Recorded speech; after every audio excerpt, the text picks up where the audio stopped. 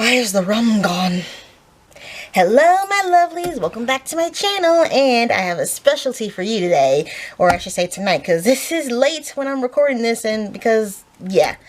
Anyway, so, I've been inspired by a fellow YouTuber, and she did this drunk reading of her old work, and I thought, hey, I kind of want to do that, so I dug into my archives, and I found this.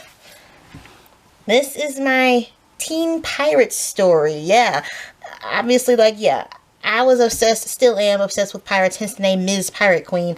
Especially, like, this is when Pirates of the Caribbean, the first movie, came out, and of course One Piece came out, and like, I was just all into the pirates. And of course, I got my pirate garb on. Like, you can see my Minnie Mouse ears. These is from the the Minnie Mouse Main Attraction. So these are Pirates of the Caribbean themed ears with the little sailboat on there.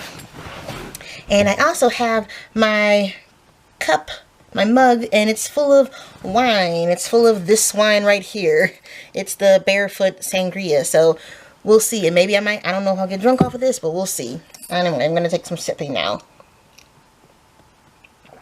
Okay, again, this is the very first ever novella, anyway, that I have ever written. Or at least full-length story. Well, full-length in my head. This was pretty long. This is like, in my head this was movie length, but this is how long it is. See that? You see that? So, as you can see, I published this, the anniversary of this is coming up. This was published March 31st, 2004. So that was like 16 years ago. I wrote this when I was 13. Gonna be 14 in August, like 13, and now I'm 29. So yeah, that was 16 years ago, yo. Section 8-1. Yep, that was my class. I want to see what 13-year-old Tasha wrote back then, as opposed to 29-year-old. So here's to you, girl. Even though you're not old enough to, even though you weren't old enough to drink back then, but here's to you anyway. I love this kimono so much. It's so gold and sparkly, which is why I got all the gold-esque stuff on. I'm pretty sure my lipstick probably wiped away, or maybe it's still there. I don't know. So anyway, Teen Pirates by, yeah, Teen Pirates. That was the title. Look at that little tacky clip art picture. I should be able to finish the whole thing. Like I said, it's really not that long at all. It's not a chapter book at all. It's just like a one-shot. Alright, here we go. Oh, yeah. I didn't know how to format back then. Like, how to format, like, you know, you're supposed to put the words, like, the dialogue after that. So it's all just, these are all just big old paragraphs, yo. These are all just big old paragraphs. I'll try to figure it out as I go. In the town of England in 1549, Governor Wellington was doing his normal paperwork. He was so busy he didn't even spend time with his 17-year-old son, Gene, spelled with a G. "Father, can I please go outside and skip my lessons?" asked Gene. "No, my son, you need to study more and you have no time for silly games," said Governor Wellington. I'm already laughing. I'm only at the beginning and I'm already laughing. Gene never seems to have much fun, and he always wanted to meet a pirate. His father forbids it and says that they are destructive and can't be trusted. "It's not fair. I never get to have fun," replied Gene as he goes to his room. He looks out of his window and watches the sea. "It would be wonderful to be a pirate and go place to place," he said. Girl.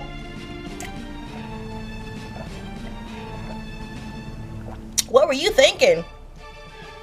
What's wrong with you? Meanwhile, near the shores of the Atlantic Ocean, a huge ship with a flag that had a skull and crossbones was sailing by. It was the ship of Captain Scurvy. I named a pirate Captain Scurvy? Scurvy is a gum disease. The most feared pirate that sailed the seven seas. Along with his crew was his first mate, 17-year-old Sandy. I named her Sandy? Dang. Who is also his daughter. Sandy, our next step is England, where we can do even more damage, said Captain Scurvy.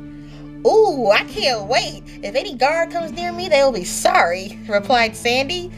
Their plan was to get a lot of money by kidnapping Gene, Sandy says to her father, I can't wait until our plan goes into action. Okay then. Oh, look at that. See, I did have pictures.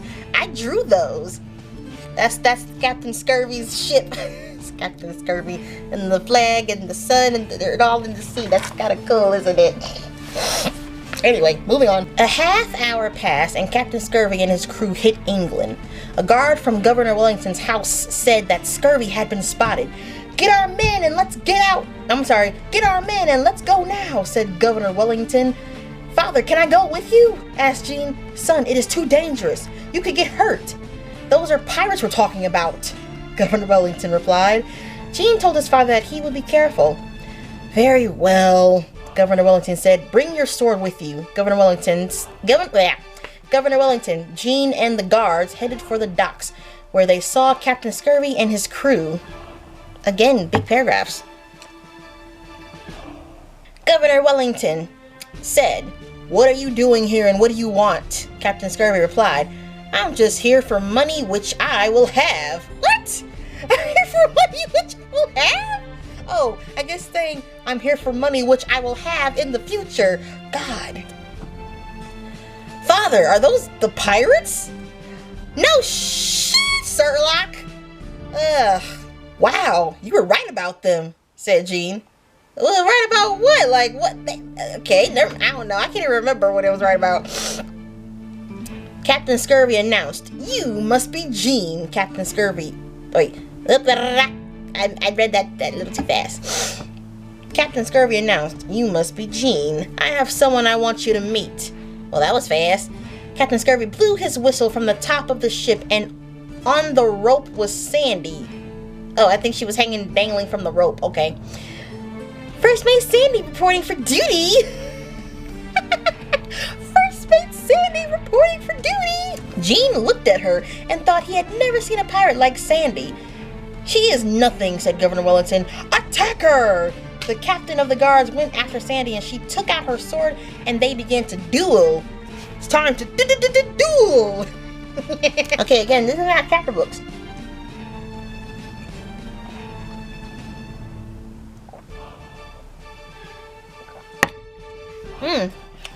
Glad I'm doing this at home. When the captain tried to stab her, she did a backflip and tripped him. Wait, she did a backflip and then tripped? Okay. I'm thinking she tripped him while she was in midair. Like, how's that happening? Oh man, I've come a long way. That's what you get, said Sandy. I'm the best pirate of my father's crew. Suddenly, Governor Wellington said, Attack! Soon there was a battle going on. Wow, this is what pirates do when they duel, Jean said. What is up with Jean? He's so clueless.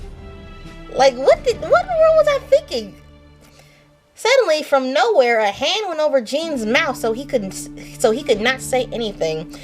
Then the person grabbed his arm so he could not move much. It was Sandy trying to take him to the ship. If you want to live, come with me.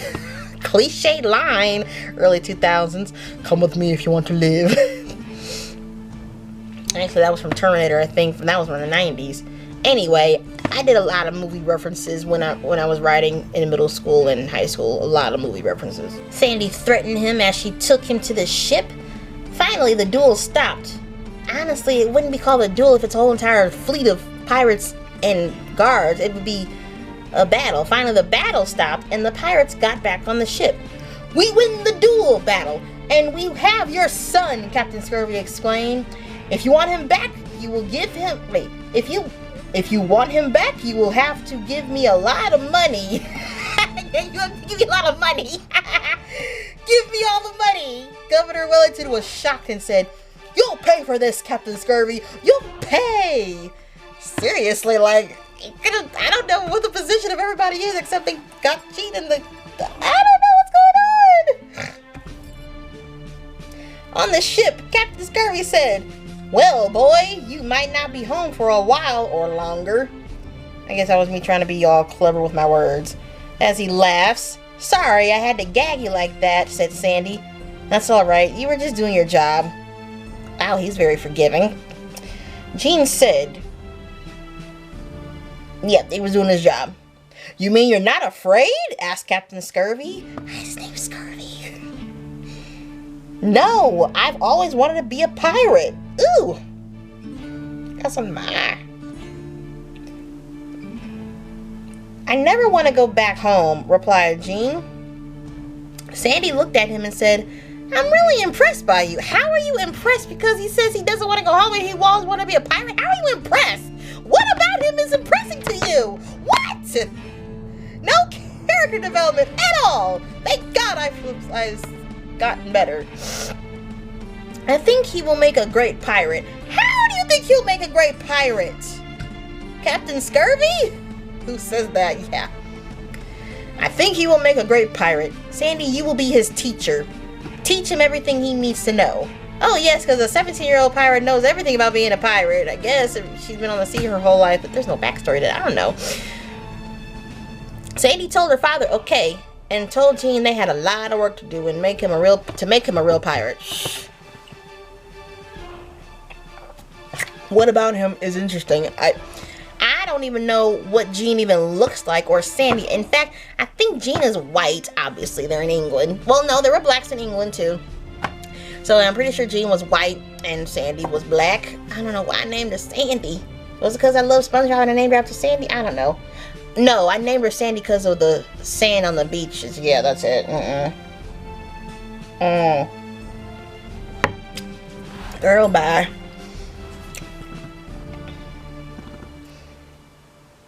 Two weeks had passed, and Sandy had been working with Jean on his pirate skills. Jean, you need to put more force in your sword fighting. Oop, that was a typo.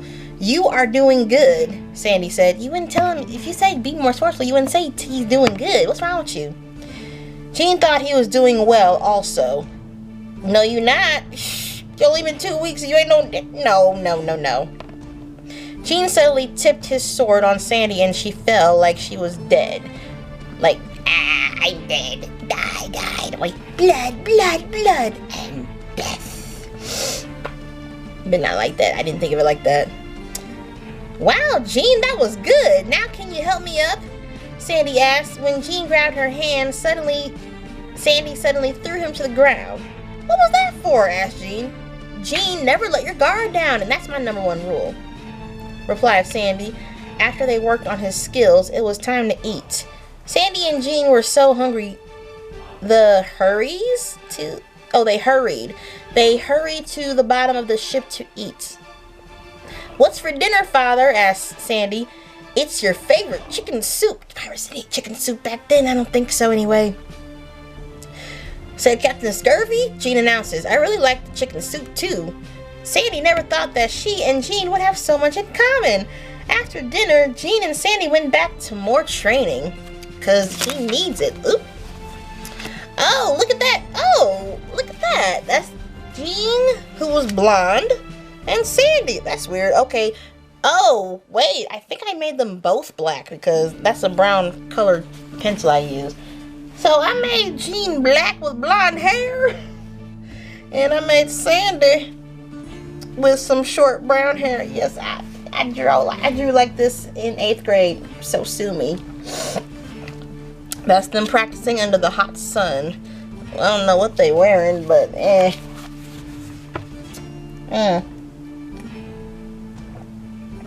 That's some good wine.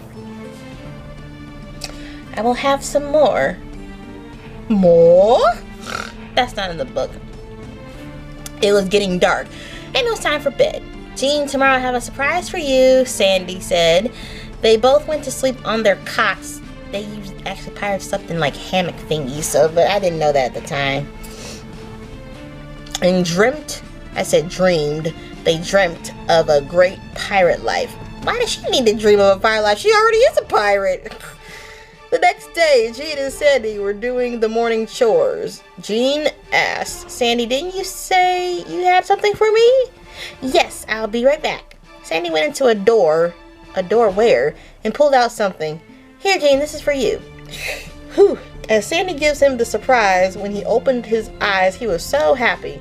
It was his very own pirate outfit. Thanks, Sandy. Thanks a lot, said Jean as he hugs her. A few hours passed, and Captain Scurvy called Sandy to his side to talk to her. This is a new paragraph. Sandy, do you see that island over there? Do you know what it is? Asked Captain Scurvy. Sandy looked at the island and then recognized it. That's the island where you first kissed Mother. How would she know that unless her parents told her, I guess? Yeah, I guess her parents told her about it. Captain Scurvy reached into his pocket and gives her a diamond-studded bandana. She was surprised when she saw it. That's Mother's bandana, the one she wore when she was with you. Captain Scurvy explained to her that it was her mother's favorite. Well, duh. He then said, stupid typo, wear it when you fall in love, if you know what I mean. What do you mean? What do you mean? You're not supposed to know what that means. Supposed to be overprotective father. I would have changed that immediately. Then he walked away. Are you telling me you're trying to hook your daughter up with the kidnapped boy? What kind of dad does that? Excuse me. Alright, Sandy walked back to where Gene was standing. He had not yet put on his outfit because he was waiting for Sandy. I remember this scene right here was actually added in to make the story longer. I remember that.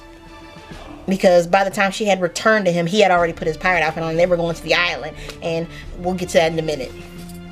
So this is an added scene, and I remember it being an added in scene. Hey Sandy, do you think this will fit me? Asked Gene. Sandy said, I'm sure it will. I did work hard trying to make it your size. How would she know what his size is? I guess if she's really paying attention to his assets. Sandy had a puzzled look on her face. Gene asked Sandy what was wrong. Gene, what was your mother like? Asked Sandy. My mother was an amazing woman. She did almost everything for me, like buying me things, helping me with my homework, and even playing with me when my father was too busy. The best thing about her was that she made the best chocolate cookies ever. Wow, she sounds great, Sandy replied. Is she still alive? Gene's face frowned, and he said no. My mother died when I was 8 years old. She was very sick, but when I look at the sky, I know she's there right beside me. Aww. Gene asked Sandy what was her mother like. Sandy replied, my mother was a really great person. When my dad was doing other things, she helped me with my pirate training. She made the world's best chicken soup. There's that chicken soup again. She was active, nice, caring, and helped out with the crew. One time she beat a whole army of soldiers by herself. Ooh, okay. Go on, badass mama. My mother died when I was 7 years old. We had arrived in a rainforest in Africa. A poisonous snake bit her. We tried to find an antidote, but it was too late. Oh man, I did the Disney effect of dead mamas. Oh, why did I do that? What did I do to myself? Why did I do that? Anyway, every time I look at the sea, I think of her and all the wonderful things she's ever done. Sandy and Gene both said a lot of great things about their mothers and all the great things they had done. Gene, can you meet me at the lifeboat area in a half hour? Asked Sandy. Gene agreed, and then he put on the pirate outfit Sandy had made for him. Oh, this is so sweet. I'm totally spent, I think. Oh yeah, I'm feeling it now. The sun was almost setting, and then one of the pirates said, drop anchor. Gene had just finished. I wish I knew who that one pirate was. I'm like, we just know those two people. Gene had just finished putting on his pirate outfit. How long does it take to put on your damn pirate outfit? Like, it's just a shirt and a vest and some pants, right? Right? Good. It fits perfectly.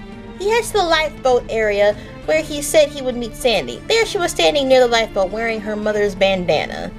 Wow, where did you get that from? Replied Gene. Sandy said, it was my mother's. She wore it when she was with my father. Well, it looks great on you, said Gene.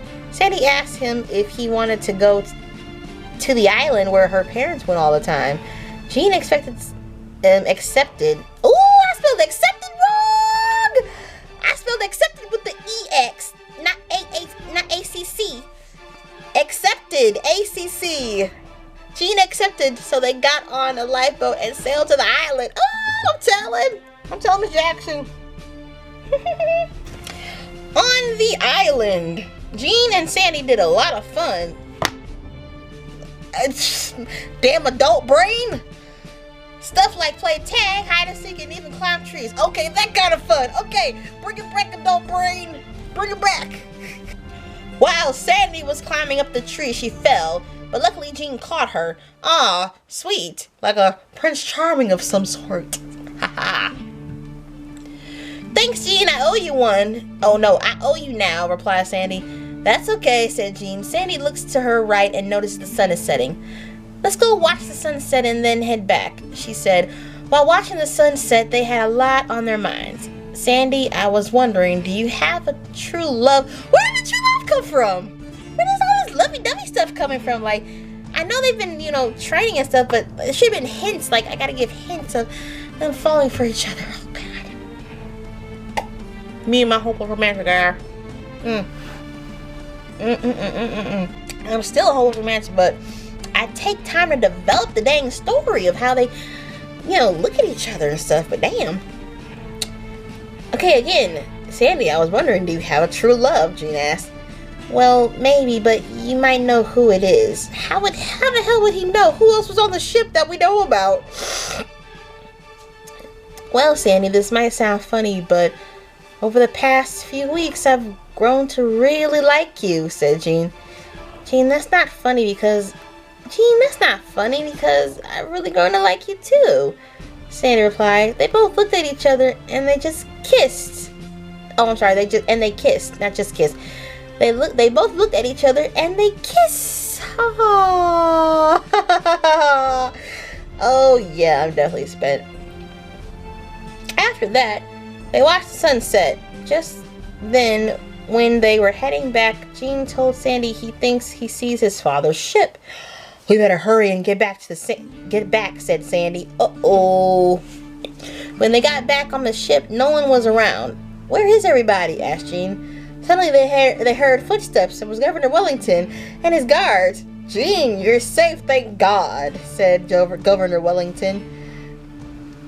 Come, let's go home. Where is my father and his crew? Demanded Sandy. Governor Wellington pointed to them. They were all tied up. All tied up where? On the ship? On the back of the ship or something? I don't know. Oh my God, the story's so damn confusing. Again, 13-year-old Tosh wrote this. Suddenly, Jean shouted, Father, I don't want to leave. No, he doesn't want to leave. Governor Wellington was shocked and said, look at you. You sound like them. You're dressed like them. It's an outrage. Oh, yeah, that's the worst part. Jean asked his father to sword fight him. If he wins, he stays, but if his father wins, he goes back home. See, when parents say no, you see, when parents say no, they say no for a reason. You listen to them, but this guy's like, fine, I'll sword fight you for my freedom. Oh my gosh, I'm officially spent, so this is gonna be fun. Governor Wellington accepted, and they began to duel. See, this is a duel when it's one person against one person. If it was a big old bunch of people, it'd be a battle. This is when you use the word duel the right time. Should I drink some more of this? Of course I should. Yeah, this definitely. Governor Wellington accepted, and they began to duel.